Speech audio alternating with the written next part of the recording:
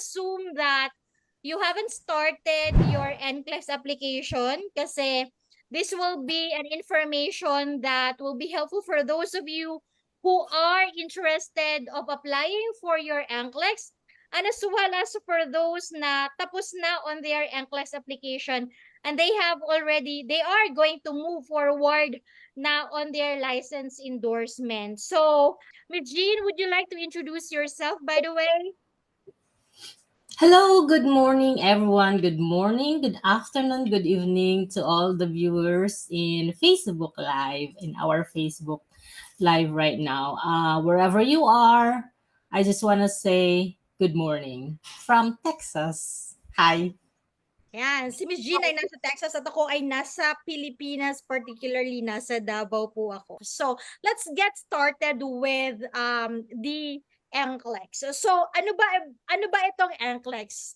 So, ang NCLEX ay this is an examination wherein it's a computer adaptive type of examination, and it's a licensure examination for those of the nurses who are interested of going to the USA, to Canada, sorry for the typo error, Canada and Australia. So kung ikaw ay nurse at gusto mong mag-abroad and you want to go to these countries, necessary na meron tayong NCLEX. So ito ay being developed by NCSBN.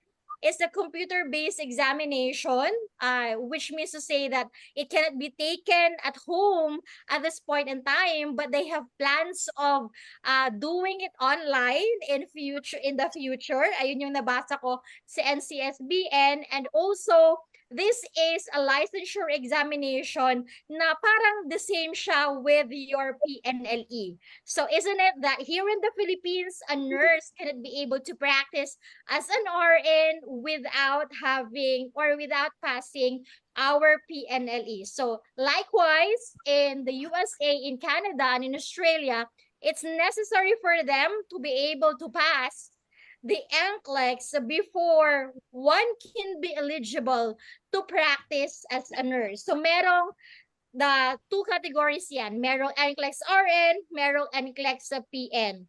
So for us Filipinos, usually we are taking the NCLEX RN because we have accomplished or finished BSN, and that's why we are eligible to apply for the NCLEX RN. So most of us who are interested of going to the USA, not most of us, but all of us who's internationally educated and who want to go and practice nursing in the USA, kailangan po natin na mag-NCLEX. So this examination will need us to answer 85 to 150 items of examination in a Pearson VUE testing center. We are required to sit for the examination, and it's about 85 to 150 item examination. It will vary depending on our performance. Okay, i-assess yan ni computer kung ano yung performance natin. If the computer can already be able to assess na medyo hindi pa tayo safe nurse, so it will stop at a certain number, but the minimum number that we can be able to sit for this examination is 85 and the maximum is 150 items in about 5-hour na time frame.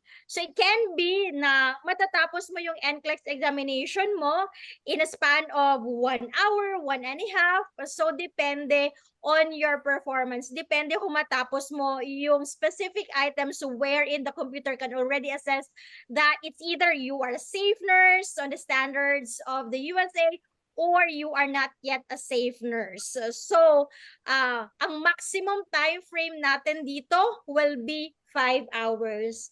So, I'd like to ask again our viewers kung ano ba yung Board of Nursing na interested kayong mag-apply, or if you have already started your application, ano yung ina-applyan natin na Board of Nursing? Please type in the comment section dito sa Facebook natin. So, for those of you who are eligible for the examination, if we are going to talk about NCLEX, then if you have graduated BSN in the Philippines, you can be able to sit for the examination. So there are boards wherein we just need to graduate as BSN and then we can already be eligible. There are also boards wherein kailangan ng experience in a certain period of time, and then kailangan ng English language examination, or kailangan ng certain documents required by the board. So it varies from one board to another. But at least kapag mag-a-apply tayo for the NCLEX, so long as if we are coming from the Philippines and we have graduated BSN, then it's good and we can be able to proceed for the NCLEX application. And for those of applicants who are coming from or who graduated from another country, their credentials will be evaluated by the board. So it will depend on the requirements set by the Board of Nursing, because there are those who graduated 3 years, there are those who graduated na diploma, but they can still be eligible for the NCLEX. So it will really vary depending on the requirements set by the board. Pero ang good news is, so long as BSN tayo, kung dito tayo sa Pilipinas graduate, then as an internationally educated nurse, we can be able to apply for the NCLEX. How about on the Texas application? So let's focus our discussion on the Texas application. We are not going to discuss other NCLEX application. We can have other time for another discussion on those other boards of nursing.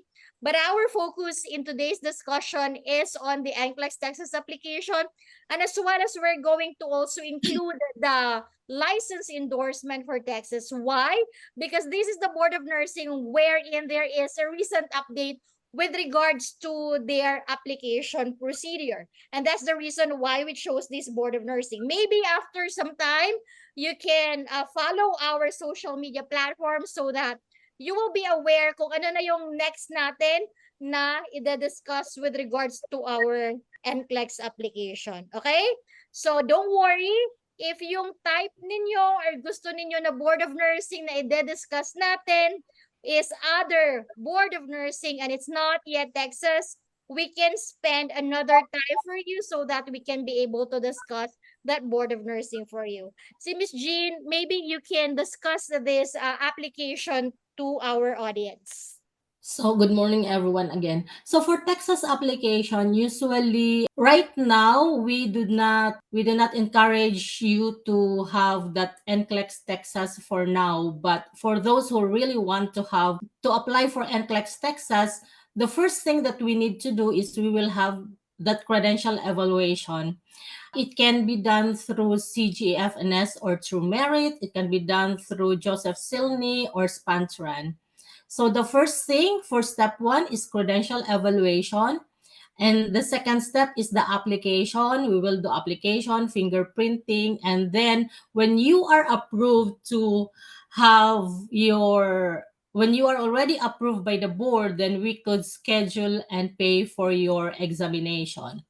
So for the eligibility for Texas, you are eligible to take the NCLEX for 4 years. So even if on the first try you will not pass, then you can retake it every 45 days if you really want, every 45 days, as long as you will pass within 4 years time. Or it depends, like if you don't take it like every like 45 days or every year, the eligibility is valid for 4 years, or from the first ATT that you receive until such time that it will not reach for 4 years. So from the first ATT, like let's say you receive your first ATT on January of 2024, then you have at least until January of 2028 to pass the NCLEX through Texas Board of Nursing. And then you can take NCLEX Texas So you can take the NCLEX if NCLEX Texas if you are already approved, and once we have already accomplished all the procedures which were mentioned by Ms. Jean, then we can be able to apply for your examination. So all of this can seem to be complicated as of the moment, because if ever that you haven't started on your application, you were not assisted by IPAS, some things can be complicated. But what's the good thing about our service is that we just need to receive your documents, so that we can process it on your behalf. And then the moment that you are already approved for your examination, then we can be able to schedule for your exam. So you have the ability to be able to choose as to when do you want to sit for your examination, because so long as you're approved, then we can be able to check what will be the available schedule that you can sit for your examination. So this is taken in a Pearson VUE Testing Center, and we have to be able to also check the validity of your application, so that our examination will be within the validity of your examination. We are going to provide you a hassle-free experience when you are going to get the service of IPAS, because that's the mission that that's the mission that we have here in our company. So if ever that you are already done with your application, and if ever that you are already approved by the Board of Nursing, take note that the authorization to test is only valid for 75 days. So they have placed it back again to 75 days instead of having 6 months. So therefore, within the starting time that we have initiated your application, it is also recommended that you are already going to start your application, because there are applicants who might not be able to foresee that, oh, I'm already approved for my exam, so what's next for me now? And there is a time frame that we have to consider in regards to your application. So that's the thing that we have to consider, that for on the time that we have started your application, we also have to plan as to your preparation with regards to your next generation NCLEX. So in IPAS, we have the additional service, which is the review program of the IPAS On Review and Mentoring Academy, wherein we provide the 3 months duration of your preparation, but it's unlimited until you pass. So if ever that you're interested, you can also get in touch with us, so that we can be able to assist you on your review program for the next generation NCLEX. Okay? So ito, with regards to the changes, Ms. Jean, kailan ba sila nagsimula na meron ng increase on the theoretical and yung clinical na kailangan ni Board of Nursing? Although we can't disclose how many hours yung kailangan, but this is one of the updates that has been provided by the Board of Nursing. So since April of 2023, the Board of Nursing has increased the requirement for the theoretical and the clinical hours. So there are instances that our nurses, when we filed or submitted the credential evaluation to the board, they have deficiencies in geriatric, pediatric, maternal and child, and also psychiatric nursing.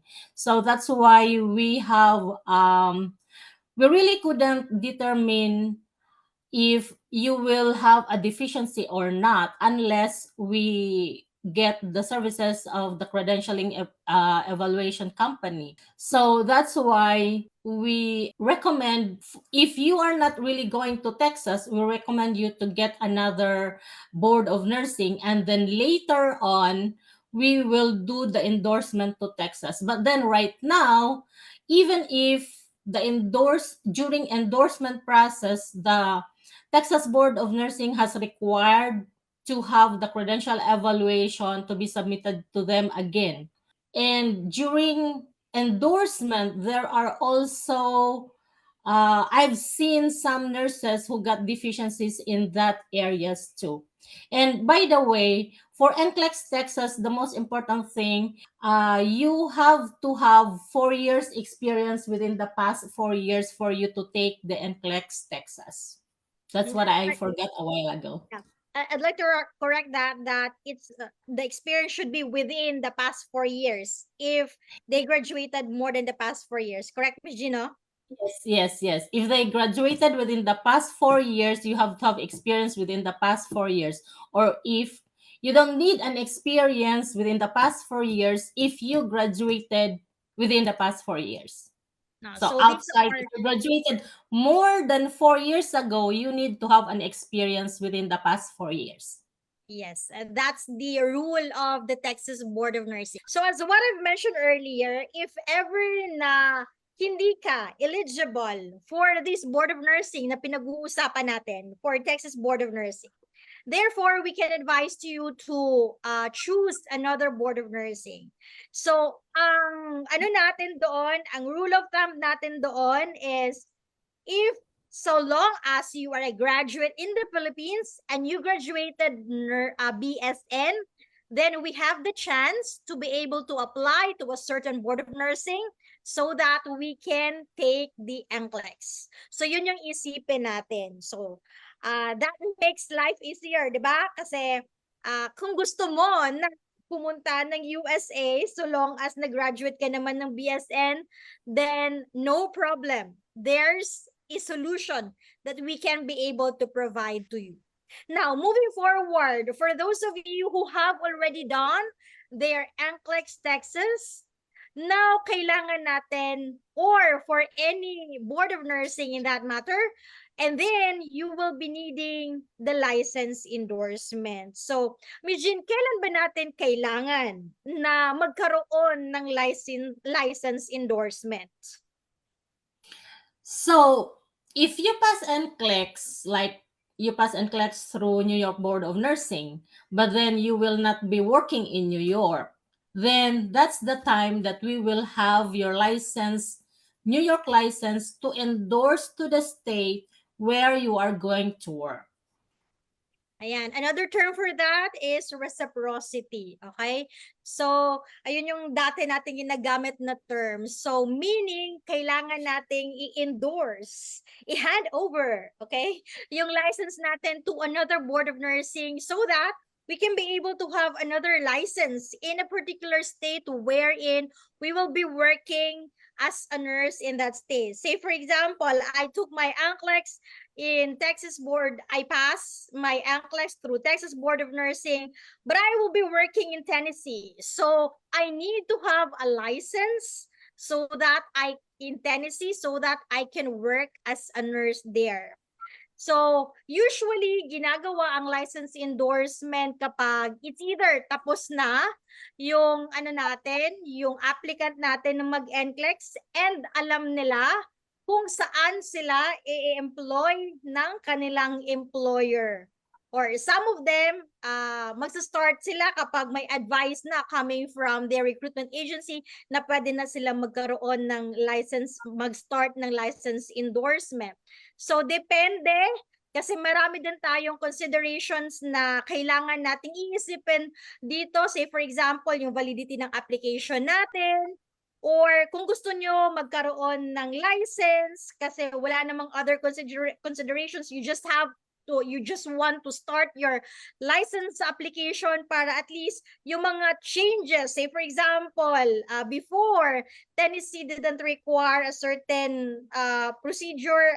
For example, yung English examination na nangailangan sila, or for example, now for Texas Board of Nursing that they are going to require already credential evaluation, and before it was not required. So there's a lot of changes that can happen, and there's a lot of changes that the Board of Nursing might require, and in which nagkakaroon ng increase of fees, increase of policies na implemented by the Board of Nursing. So, if ever ang applicant ay gustong mag-start, so long as pwede naman tayong mag-start kasi funds are available and wala namang other considerations, then we can encourage you also to start the application. Okay? So, paano ka maging eligible for the license endorsement? So, depende kung ano yung requirements ng Board of Nursing. Say for example, kailangan ni Board of Nursing ng English Language Proficiency Examination. Therefore, yung nagamit natin for example, you have used your English language proficiency report for your visa screen. So, pwede nating gamitin yon on our license endorsement. Say for example, kailangan ni Board of Nursing na may social security number ka. So therefore, we have to be able to arrive in the USA and be able to get the social security number before we can be eligible for the license endorsement. Or for example, kailangan nila ng US documents mo before we can get started on the license endorsement. Or there are cases na kailangan ng credential evaluation before we can be able to, as soon as we're going to start the application. So it will really matter depending on the requirements that were given by the Board of Nursing. And if you're going to ask us as well, if magkano ba yung magagastos natin dito, Ms. Rachel, on our investment, para makapag-save up ako, kasi I know that it can also be costly. So, sa Texas application natin, before, since the credential evaluation wasn't required, is about around $500. Pero ngayon, since nagkaroon na ng additional requirements set by the board, then we are going to include the price of the credential evaluation, which is the $495. So, ayun yung binabanggit namin na because of the changes, prices can also increase and mas kailangan ng malaking investment. Pero as long as we have determined na ito yung Board of Nursing na kailangan natin, then hopefully makapag-save up na tayo for us to be able to start on our procedure. Ayan, so Ms. Jean, ano yung latest na update natin coming from the Board of Nursing with regards to the license endorsement? So the latest update on Texas endorsement is that's the only thing, the credential evaluation that they need now. Even if you're applying for a single state or even if you're applying for a compact state, we still need the credential evaluation now. And it also applies that those when we submit the credential evaluation, there are instances that there will be deficiencies in those areas too. So to prevent that from getting, kasi may mga sa CGFNS or True Merit, they really have that specific hours for that when they submitted to Texas Board of Nursing. So probably to refrain that from happening, we will probably get another credential evaluation to other credentialing agency. So that's the only thing. And additionally, if we haven't met the requirements set by the Board of Nursing as well, we can be able to, if hindi natin na-meet, there are solutions provided by the Board of Nursing so that we can be able to resolve the issue. So meron namang solution doon if ever na nagkulang tayo on the theory or clinical hours. The increase on the theory and clinical hours, as mentioned by Ms. Jean, on the GERIA, maternal and child, pedia, and psych was not actually provided by the Board of Nursing yung specific hours nila because that's confidential. So, ayun. Even though if ever na magkaroon naman ng deficiency on the process of endorsing our license to Texas Board of Nursing, there is a solution that can be done. So we still try. If yun talaga yung Board of Nursing, na if yun talaga yung state na doon tayo magkakaroon ng work as advised by our employer. Okay, it should not stop us in doing the license endorsement kasi yun yung state na pupuntahan natin. So, in addition, there is an increase on the theory and clinical hours That's the most recent one that was provided as an update coming from the Texas Board of Nursing. So ito din yung reason kung bakit nabanggit ko earlier na kung pwede tayo mag-start, kung ano man yung application natin, whether it's NCLEX application or license endorsement application, so long as we are able to start already, then we would really highly encourage everybody to get started on their application kasi may mga different policy changes, different updates provided by the Board of Nursing, different updates when it comes to price increase.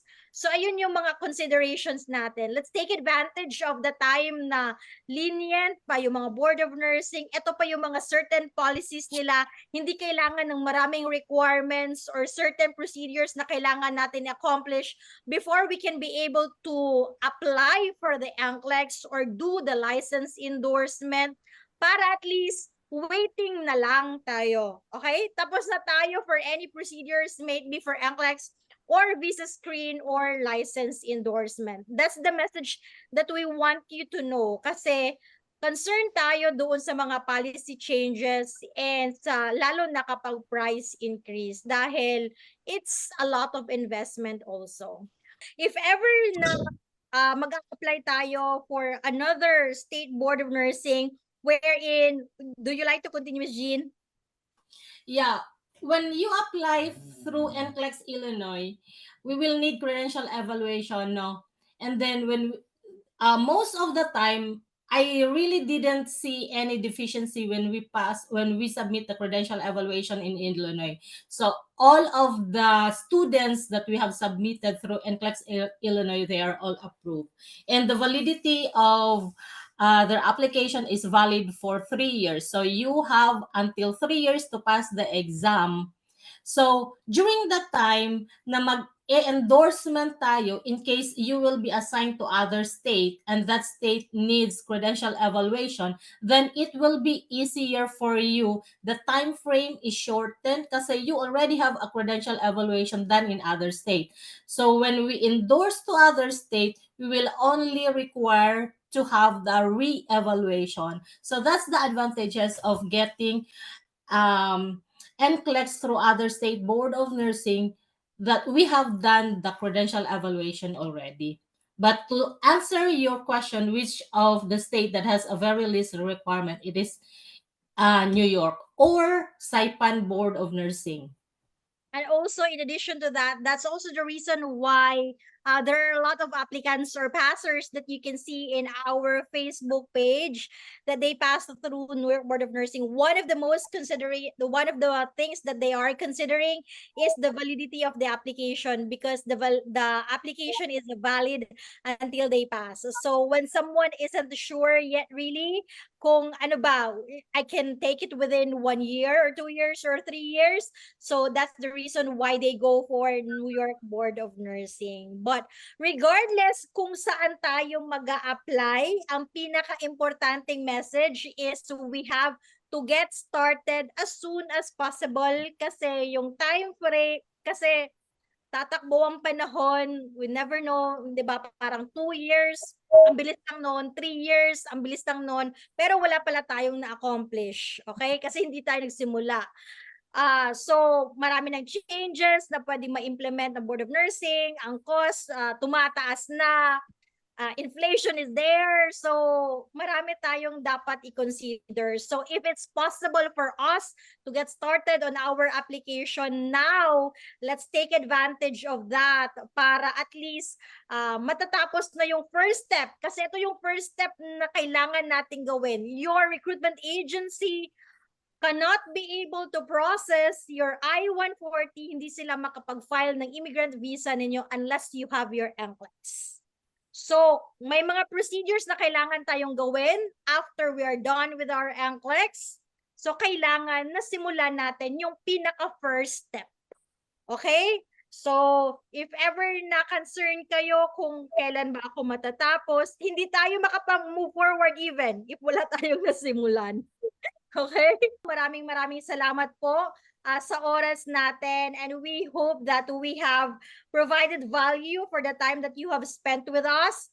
And hopefully we will be able to continue doing the webinars and providing you information that will be helpful for you as part of the things na kailangan ninyong malaman, and as you're going to move forward on your plans of going to the USA, Australia, Canada, Ireland, or the Middle East. So please, if you haven't followed our social media platforms, please follow our platforms so that aware po tayo and updated tayo sa mga latest events ni IPAS. And additionally, we also have our YouTube account, our TikTok, our IG account that you can also follow.